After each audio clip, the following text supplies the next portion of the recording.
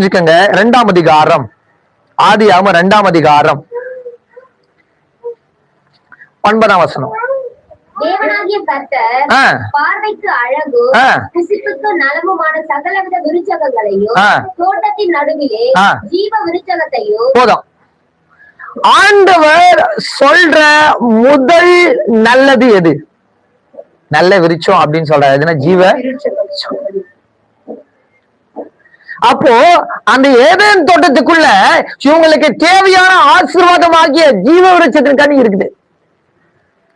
ஆனா இவங்க பார்வை எங்க போதுங்க? நன்மை தீமை காணிக்கிட்ட போதும். ஒரு மனிதன் இந்த பூமியில ஆசீர்வாதமா இருப்பதற்கு அவன் எடுக்கிற முடிவுகள் தான் முழு காரணம்.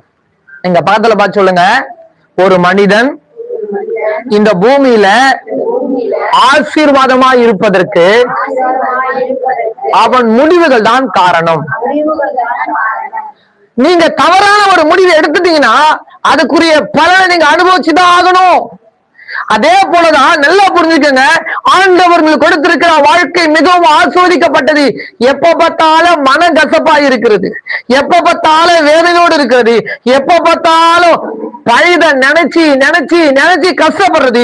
இதை தேவன் ஒரு நாளும் விரும்புகிறது அல்ல. இன்னைக்கு நான் உங்களுக்கு தெளிவா சொல்றேன், ஆண்டவர் பாவியை நேசிக்கிறார், பாவத்தை அல்ல. நீங்க உங்க இருதயத்தை விட்டு எடுத்து போட வேண்டியது பாவத்தை தான் எடுத்து போடணும். பாவிய உதறி என்ன பண்ணக்கூடாது? தள்ளக்கூடாது. ஆண்டவர் அவர் சொல்லுகிறதான சத்தியம். அவர் கொடுக்கிற விஷயம் என்னன்னா, உனக்கான எல்லாத்தையும் நான் உருவாக்கி வச்சிட்டேன்பா, ஆனா உன்னுடைய முடிவுகள் தான் அதை உனக்கு கொடுக்கும். எதுதான் கொடுக்கும்? முடிவெடுங்க. எங்க ஈஸியா சொல்றாங்க, தெரிஞ்சுக்கங்க. 2ஆம் அதிகாரம், ஆதியாகமம் 2ஆம் அதிகாரம் 9ஆம் வசனம்.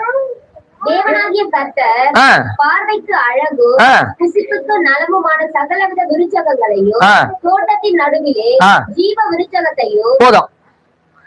ஆண்டவர் சொல்ற முதல் நல்லது எது?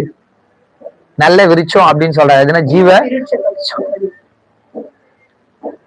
அப்போ அந்த ஏதேன் தோட்டத்துக்குள்ள இவங்களுக்கு தேவையான ஆசீர்வாதமாகிய ஜீவ விருட்சத்தின் கனி இருக்குது.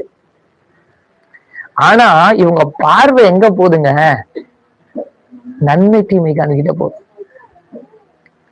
ஒரு மனிதன் இந்த பூமியில ஆசீர்வாதமா இருப்பதற்கு அவன் எடுக்கிற முடிவுகள் தான் முழு காரணம்.